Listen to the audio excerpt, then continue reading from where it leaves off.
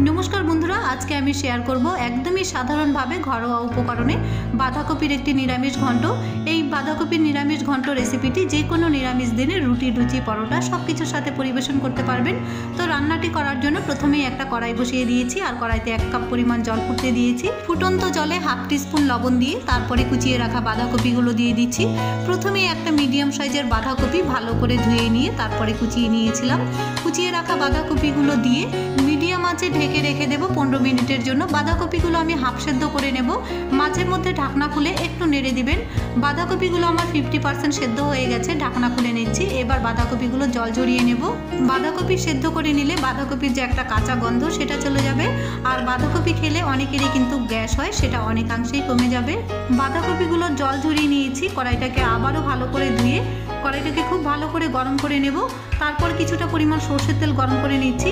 এবার গরম তেলে ডুমো করে কেটে রাখা আলুগুলো দিয়ে দেবো। আলুগুলোতে আমি আগে থেকেই হলুদ লবণ মাখিয়ে নিয়েছিলাম আর আলুগুলোর কিন্তু আমি খোসা ছাড়াইনি, কারণ এগুলো নতুন আলু। আলুর মধ্যে একটা লালচে কালার আসা পর্যন্ত খুব ভালো করে ভেজে নিতে হবে। আলুগুলো খুব ভালো করে ভেজে নেওয়া হয়ে গেছে। এবার একটা প্লেটের মধ্যে তুলে নিয়ে সাইডে রেখে দিচ্ছি আর একই তেলের মধ্যে ফোড়ন দিচ্ছি একটা তেজপাতা। তেজপাতাটা মাঝখান থেকে একটু ছিঁড়ে দিয়েছি আর দিয়ে দিচ্ছি দুটো শুকনো লঙ্কা। শুকনো লঙ্কা মাঝখান থেকে একটু ভেঙে দেব আর একই সাথে অ্যাড করে দিচ্ছি গোটা গরম মশলা, দিয়ে দিচ্ছি হাফ চামচ গোটা জিরে। এবার ফোড়ন আসা পর্যন্ত একটু লাল করে ভেজে নিতে হবে। ফোড়ন এসে গেছে, ফোড়নের থেকে একটা মিষ্টি সুগন্ধ বেরিয়ে এসেছে। ঠিক এই সময় একই সাথে অ্যাড করে দিচ্ছি কাঁচা লঙ্কা আর আদা বাটা একসাথে। ফোড়নের সাথে আদা আর কাঁচা লঙ্কা একটু নেড়ে চেড়ে নিচ্ছি যাতে আদার কাঁচা গন্ধটা চলে যায়। এবার একই সাথে অ্যাড করে দিচ্ছি দুটো মিডিয়াম সাইজের টমেটো আর দিয়ে দিচ্ছি হাফ বাটি মটরশুঁটি বা কড়াইশুঁটি। মটরশুঁটি আমি এখনই দিয়ে দিচ্ছি, অনেকে কিন্তু মশলা কষানোর পরে মটরশুঁটি দেয়, আমি আগেই দিয়ে দিচ্ছি কারণ মটরশুঁটিগুলো সেদ্ধ হতে হবে। মটরশুঁটি আর টমেটো বেশ খানিকক্ষণ জাল করে নিয়েছি, টমেটোর থেকে বেশ খানিকটা জলও বেরিয়ে এসেছে। এবার লবণ দিয়ে দিচ্ছি স্বাদ মতো, হলুদ গুঁড়ো দিয়ে দেবো হাফ টিস্পুন আর 1 চামচ পরিমাণ দিয়ে দিচ্ছি জিরে গুঁড়ো, ধনে গুঁড়ো দিয়ে দিচ্ছি হাফ চামচ পরিমাণ আর কালারের জন্য দিয়ে দিচ্ছি 1 চামচ পরিমাণ কাশ্মীরি লাল লঙ্কার গুঁড়ো। ঝালের জন্য আমি কাঁচা লঙ্কা বাটা দিয়েছিলাম। নিরামিষ তরকারিতে একটু মিষ্টি না দিলে কিন্তু খেতে ভালো লাগে না, তাই হাফ চামচ পরিমাণ চিনি দিয়ে দিচ্ছি। এবার সব মশলাগুলো একসাথে খুব ভালো করে কষিয়ে নেব। বাঁধাকপির এই নিরামিষ তরকারিটি যে কোনো নিরামিষ দিনে রুটি লুচি পরোটা সব কিছুর সাথেই কিন্তু ভালো লাগবে। চাইলে আপনারা খিচুড়ির সাথেও নিরামিষ তরকারি হিসেবে খেতে পারেন।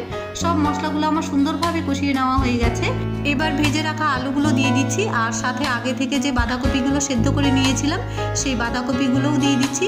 এবার মশলার সাথে আলু আর বাঁধাকপি মিনিট 10 বেশ মজিয়ে রান্না করে নেব।